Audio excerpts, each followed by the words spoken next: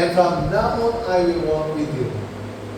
I will be your child, and I will be sin-free, and I will be freed from death. I am indeed free from death. Malaya na ako sa kamatayan, Panginoon. Nabuhay na tayo muli.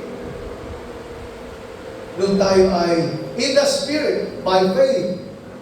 We are alive in the Lord. Right now, we are alive spiritually. And our spiritual faculties listen, accept everything that God tells us.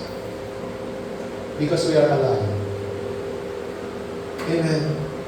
Only dead cannot accept. Ang patay lamang ang hindi makakatanggap. Ngayon, tanggap ba natin ang mensahe ito?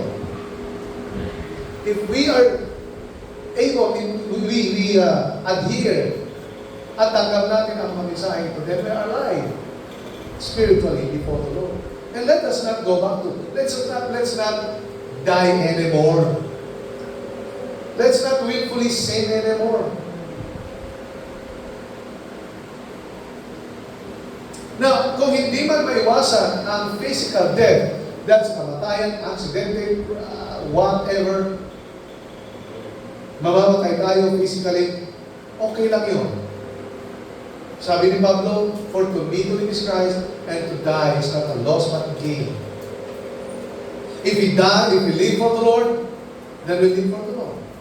If we die for the Lord. So, even if we die or live, we are for the Lord. Amen? We are indeed perfect children of God. No, we are not perfect because we cannot do wrong anymore. But in the eyes of the Lord, we are the perfect choice children of His. Amen? And no one can replace our place.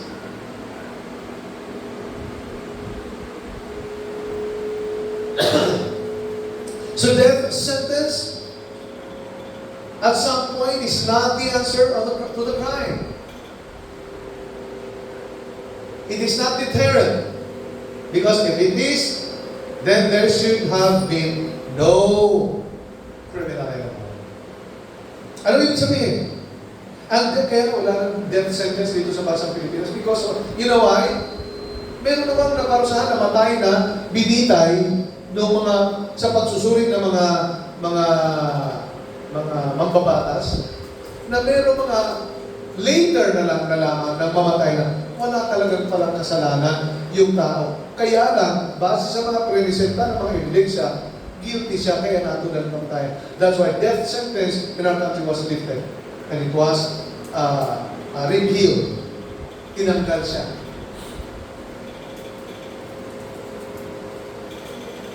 So, may mga pagkakataon, we are not really criminals. As children of God, we are not criminals anymore. We do not do sin anymore. However, we are not in our humanity, in our being human. Nagkakamali tayo. But it doesn't mean that we are imperfect before the eyes of the Lord. We are perfect when He chose us. A perfect children of God to Him. So that death sentence at some point is not the answer to the crime. Kung nagkasala man tayo, ang pagkapunta natin sa impyerno sana, o ang pagkamatay natin sa harapan ng Diyos, ay hindi answer to the crime. What is the answer? The answer is, we have to have the Savior. We have to have the lawyer to stand and to justify that we have no sin anymore.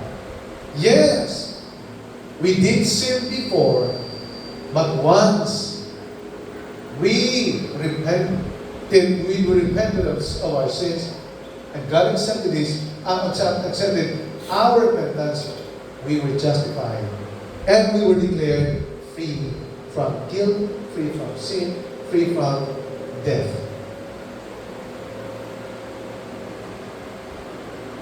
If it is because if it is the answer to the crime, then there should be no criminal anymore. Kasi wala dapat kriminal.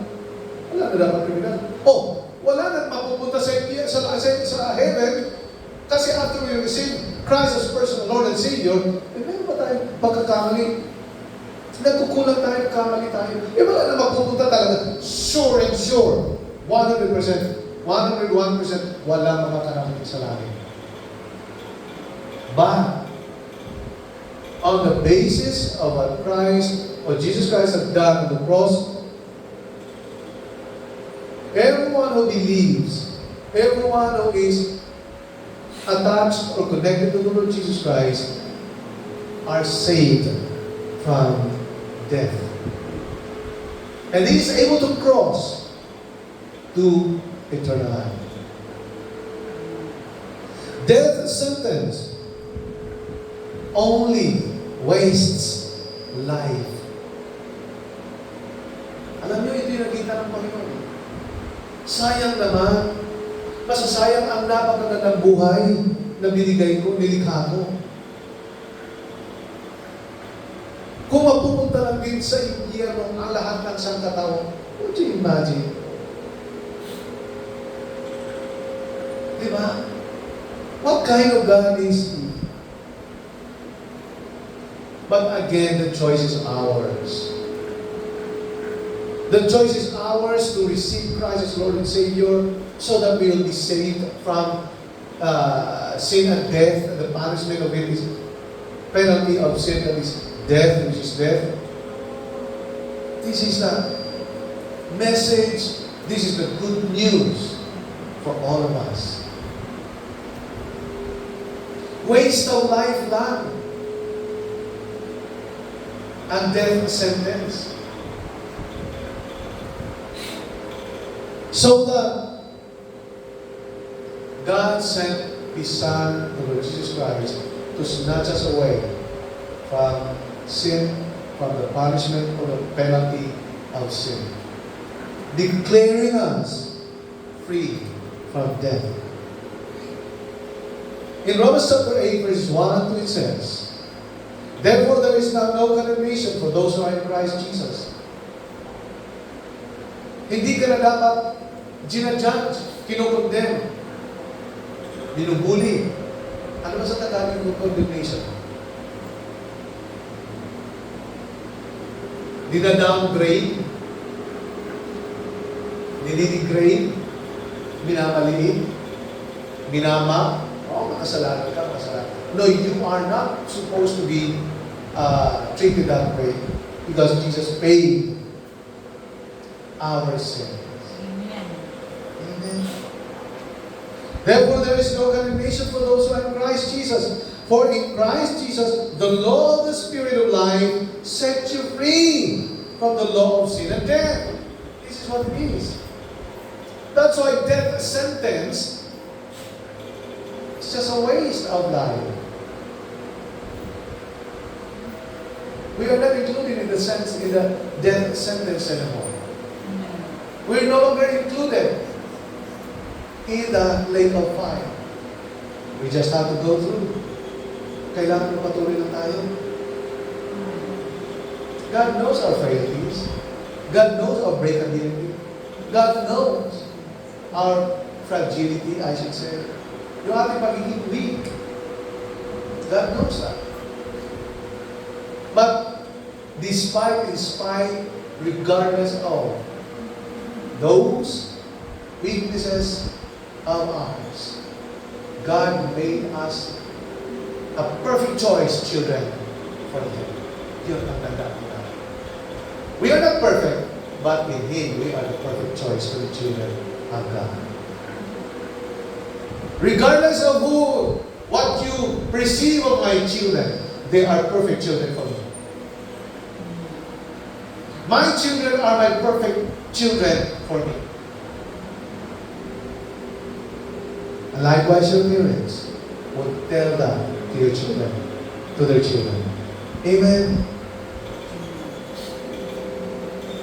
And in John 8:36 it says, "So if the Son sets you free, you are indeed free."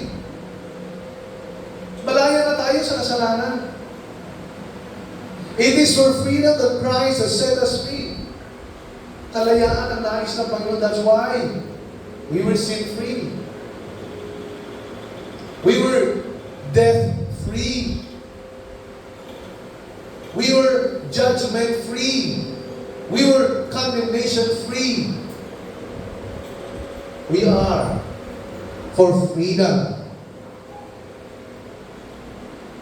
We are actually destined to be free, and we have been set free by the Son of God. And in Galatians chapter 5, verse 1, it is for freedom that Christ has set us free. So what will we do? Anong gagawin natin? Dahil tayo ay pinalaya na ng Panginoon? Stand firm. Ano ang dapat natin tayuan? Manatili tayo nakatayo bilang mga pinalaya ng Panginoon sa kasalanan. Magkamali man tayo,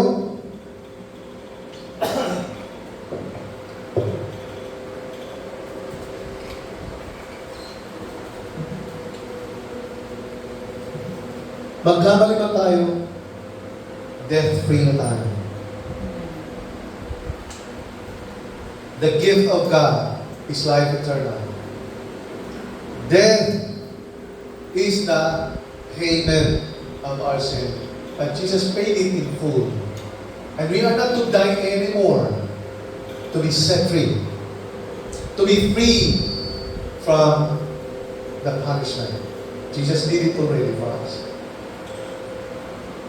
When no one could do it, and when no one was able to do it, even us can never save ourselves.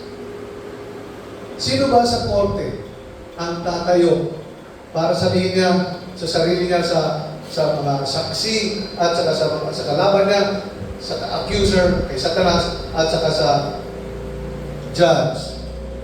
I am free. I'm not a sinner. Who will believe you? You have to have a lawyer to justify you and to fight for your case. And that lawyer of ours is the Lord Jesus Christ. He fought for our case. And we have won the victor's crown. We have won our case through the Lord Jesus Christ. Napanalunan at napagtagumpay natin ang ating kaso. Tumayo tayo bilang mga pinalaya ng Panginoon sa kasalanan. Let's not do them again. Kasi anong sinabi ng Panginoon sa Hebrews? If you deliberately keep on sinning after you have received the gift of salvation, I should say, there is no sacrifice for sins left, but only a fearful judgment that will consume the enemies of God. Sino ang enemies of God? Kasalanan. And if you keep on doing, repeating, paulit-ulit ng kasalanan, the same sin, then you are an enemy of God. You have become an enemy because of the enemy that is in you, the enemy of God that's in you, and that is sin. So let's not fear. Let's walk free from guilt, free from sin. Number 3. The reason why walking with the Lord Jesus Christ is no risk, because of freedom in spirit. Our spirit before was crushed, was not connected to the Spirit of God. And so, when the Lord Jesus Christ died, our spirit was rekindled,